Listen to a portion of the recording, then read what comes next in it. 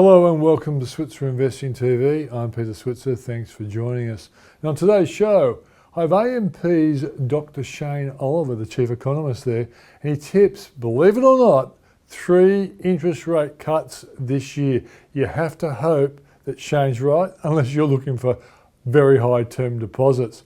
Then find out why Junbei Liu says that she thinks retailers are on the rise. JB Hi-Fi went really well today. And she also likes Harvey Norman as well. And also, she's a big fan of A2 Milk. It reports in 2 days' time. And she thinks they will come with very good news. And then finally, Paul Rickard looks at reporting season so far. And he and I try and find something worth investing in. Let's hope we can find it. That's the show. Let's kick off now with Shane Oliver from AMP.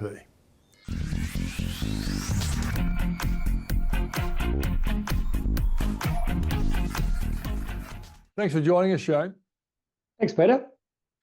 Now, mate, apart from many reasons for me wanting to talk to you, in a year when I think 2024 should be good for stocks, and I'll talk about that later, I think that the big news is that you've courageously come out and I'm very happy you're agreeing with me that it's possible we might see 3 interest rate cuts this year. What was your thinking about around that? Because a lot of economists are not with you on this. No, they're not. That's. I guess there's always a debate. There's always different views out there, but our view is that inflation will fall faster than the Reserve Bank's allowing for. Probably resulting in the start of rate cuts from the middle of the year, so a little bit earlier than most economists are allowing for. And I think that will enable them to cut 3 times this year as inflation comes down quicker. Now, of course, if inflation follows the path that the Reserve Bank is talking about, then it may take a little bit longer. And that may be more consistent with what Governor Bullock was referring to on Friday or Tuesday and Friday last week. Wanting to wait longer. But we think it will continue to come down faster, not necessarily every single month that they release CPI numbers, but that will enable them to get their rates down quicker than what they're currently thinking and faster than what most economists are thinking. I guess you've still got to be a little bit cautious. By the end of the year, interest rates will have only reversed 3 of the 13 rate hikes. So they're still going to be pretty high, but at least they'll be going in the right direction. Yeah, and it's not really in her interest on Tuesday to say to everybody out there, oh, look, we're winning at the inflation fight, get ready for an interest rate cut. It's in her interest to play hardball until the data says, yep, you should cut. That's precisely right. And you've got to go back to 2022, when right up until that time they started to raise rates, they seem to be pushing back against expectations for higher interest rates. So they're not going to tell you what they're going to do until they get there. Otherwise, they would have already started to do it.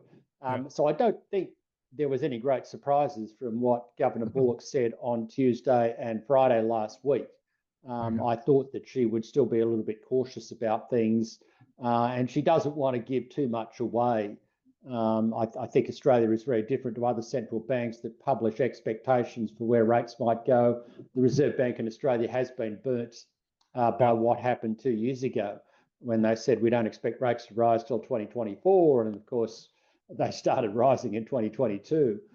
So that, I guess, also keeps them a little bit cautious. They don't want to sort of say, promise to people, oh, well, we're going to be cutting rates this year and then having to reverse course on that maybe later in the year. I don't think they would have to, but that is also feeding into their thinking.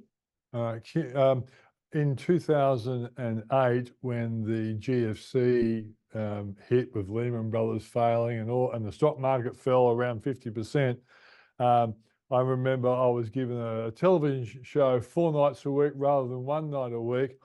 And I remember saying to somebody, when the what hits the fan, they always look for people either with no hair or grey hair. But you've got neither of those sort of maladies, illnesses. You're blonde hair and it's still plenty of it. But I'm still going to trust you on this one. It's a bit thinner up here than it used to be. I'm still going to trust you on this one. And because you're a financial sector economist, you can't be as rude as me. But I've been doing this a long time, and I've always noticed that the RBA and other central banks often are very slow to cut, and they often hold tightness a little bit longer than they should. And I know I've teased some people who I really thought were great central bankers like Ian McFarlane and Glenn Stevens, and I think they all held on a little bit too long. That is a pattern, isn't it, Shane, that RBA and other central banks often hold a little bit too long? That's right. And you could argue there was an element of that right through the period up to 2019. Monetary policy in Australia was too tight, and we ended up with inflation chronically below the target range. We were often 1.5% or something. And of course, that also contributed to lower wages growth through that period. So yes, the Reserve Bank has in the past been a bit too cautious. Now, of course, the experience in the last few years has been a bit of an aberration, of course, but you could argue that they're going to feel they got burnt by that. They got surprised on the upside by inflation, and they don't want to get burnt the other way again. So the risk is that yet again, they will leave it too long, rates staying too high for too long, and then you run this risk of a harder landing in the economy. But, time will tell on this. The inflation numbers are going in the right direction, and hopefully they will start to get rates down this year. But I take your point on that. They have been somewhat cautious, and in the past that has caused problems. And the risk in Australia this time around would be that we end up with a harder landing in the economy, and then inflation goes from one extreme to the other. We go back below target. And because I respect your profession so much, primarily because I've taught lots of you anyway. One. You are one. The one thing I'm guessing on, and I think I'm going to be right on this, is that I think a lot of economists are underestimating the impact of the mortgage cliff, because we've never seen the magnitude of fixed rates in this economy before. Like, it's usually 15% of home loans were fixed, and after COVID it was 40%. So, and I know I actually met someone on the weekend who is still on a 2% home loan. And so I figure that there are still other people out there, but by the middle of this year, I would say everybody is paying a lot more, and that should affect consumption and ultimately business investment. Is that a fair guess? Look, I think it is. I must admit, I was, you could call it too pessimistic as to the impact of interest rates on households over last year. And so consequently, I was surprised at how high interest rates ended up going. And so I might still be too pessimistic on that front. Maybe they have hidden reserves and it's not going to be a problem, but it does worry me that there are some changes compared to past cycles which protected the household sector. We came out of the pandemic, people hadn't spent for many years or were constrained from spending. They'd built up savings buffers, so they were able to draw on them. We had, as you say, 40% of mortgages 2 years ago were locked in at rates around 2 or 3%, and they were protected. And those people are now started to roll off. And of course, people were just happy to get out there and spend anyway, having been constrained, particularly on travel and services. So you could argue that all of those things, the savings buffers, particularly for lower income earners, not necessarily for older Australians, but the savings buffers have been run down. The people on the fixed rates are now rolling off by the middle of the year. Most of them will have rolled off. And of course, that desire and urge to get out there and travel will still be there, but it won't be providing the boost that it once was. So that does worry me that, we're in for a tougher time as all of those things that protected us last year suddenly come home to roost and are no longer as protective. So that's certainly a risk, and it's certainly something the Reserve Bank should allow for. Like, ultimately, I think they will cut rates and will manage to sort of scrape through and avoid a recession. But you can't totally ignore that. If you think about my outlook for the share market this year, I think shares will do well, but it is contingent on central banks cutting rates, including the RBA, and any recession is avoided, or if we do get a recession, it's a very mild technical one.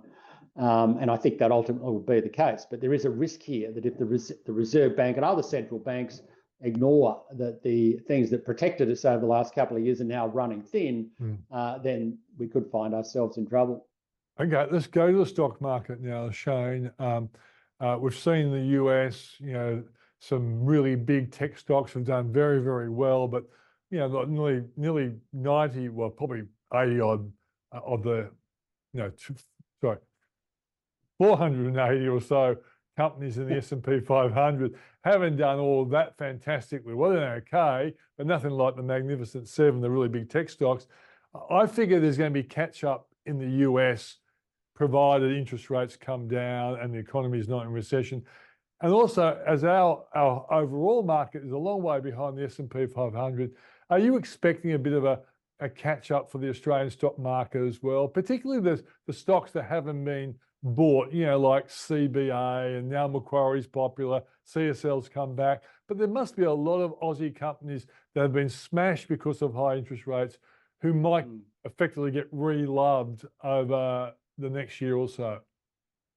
That's right. I mean, it was surprising how well the tech stocks, we used to call them FANG stocks, now the Magnificent Seven, because you had to add in NVIDIA and so on, AI. It's amazing how well they've done. And it seems that the tech story in the US just keeps on keeping on. In the pandemic, it was people stuck at home using technology more. We thought that'd come to an end. And then, of course, in 2023, it comes back with a vengeance with AI. And this is very different, of course, to 1999, 2000, that many of those companies are actually making good profits, whereas back then it was a lot of hot air. But I would agree with you. I think at some point there will be a rotation to the broader market. If you look at the broader market in the US, it's done okay, but nowhere near as well as those top tech stocks. I think as interest rates come down, that leads ultimately to better cyclical conditions.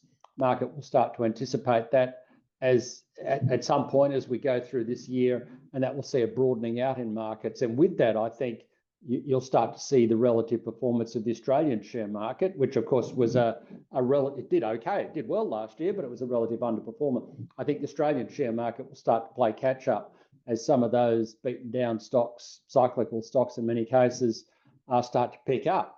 But it's just that right now in Australia, we're going through a profit reporting season for which many are somewhat nervous. Fears that the consensus is something like a 5% fall in earnings this financial year, and that's keeping, I think, some investors in a relative sense nervous, along with worries about China. But if you come back to our profit reporting season, so far so good. The results last week from AGL, Nick Scali, I think Cochlear, and so on. News, if you call News an Australian company. I mean, the results so far have been okay. And so maybe things won't be that bad. But I think once you start to see lower rates come through on the back of lower inflation, it should give a lift to cyclical markets, and that would include our share market. Because a lot of the good companies, which I have liked, were down last year. I tipped them, they've come back, and they're now priced pretty well, like CSL and Macquarie and people like that. I've been advocating that maybe a reasonable play is to buy exchange traded funds for the overall market, on the principle that if this catch-up story that you and I both agree with works, it should help for the other companies in the ASX 200. But when you buy an ETF, they have to buy the top ones as well. CBA, BHP, and all that sort of stuff. They get bought, even though they might be priced to perfection. They do get bought, don't they? Because it's an automatic thing, buy the top 200 stocks. So that should be good for overall returns from a market-based ETF. And this is not advice. I know it's not advice, Shane. It purely is education. That's right. When you're buying an index, which an ETF on the broader market is, an ASX 200 ETF is an index on the market. You have to buy the top stocks and the smaller stocks. I guess it all depends on your perspective. If you're a stock picker, that wouldn't be your thing. No. And I kind of think if you want to put the effort in, then you go down and pick those stocks where you think there's more potential for catch up, and where those stocks are undervalued and underloved and so on. The counter argument is, old Jack Bogle used to say, why spend all your time looking for the needle in the haystack? Just buy the haystack. So which is the overall market. So if you're bullish on the overall market, ETFs are a good way to get exposure to that. And I guess being more of a macro investor as opposed to a stock picker, I'd probably have a leaning down that path. By the whole market in some way. I mean, you go down managed funds path if you want, but the key is to get the broader exposure to the market, and of course ETFs do that. Yeah, and the reason why I say this year is the market has not really shot the lights out. So, the odds are in the favour of the market having a pretty good year. And I'm often more optimistic than you, despite the fact that I think you are an optimistic economist, albeit a reserved optimistic economist. I've got a little book up there, I think, that says Positive Thoughts. So well done, mate. There, but I think you can't see it because the light's shining off. No, I've got it. It's definitely there. It's positively coming through. But the point I'm trying to make is that it wouldn't be difficult for this market to be up 6 or 7%, maybe even 10 this year. When you throw in dividends, it could be a really nice year and also the fourth year of US presidency is often good for the market as well. Yeah, I think our market will do okay. Look, I am an optimist at heart. One of the things I discovered many years ago, if you go back to 1900, the Aussie share market rises 8 years out of 10. So if you spend all your time focused on when those 2 out of 10 negative years are going to come along, you'll miss out on the good years. Yeah. And so there's all these people out there, many of whom are economists, constantly raving on about excessive debt, massive geopolitical problems, political problems, inflation, recession, all these negatives and stuff. I mean, those things are all there. They're always background noise, but they're always there. As long as you and I have been around, I think on average, since I started my career in 1984, there's been one crisis every 3 years. Yeah. So these things come along, but they don't always derail the share market. As I said, 8 years out of 10, the market's positive. So it makes sense to lean towards optimism. And I don't think this year is an exception to that. There are going to be things that are going to rocket and cause volatility, probably more volatile than last year. Returns probably a bit less. Last year, our market did 12.5%. This year, probably a little bit less than that. But overall, I think you'd have to say if high inflation and high interest rates were negative for the share market in 2022, provided we don't go into deep recession, I don't think we will, then lower interest rates and lower inflation will be positive for the market, and that includes our share market in 2024. Ben Oliver, thanks for joining us. Thanks, Peter. Thanks for having me.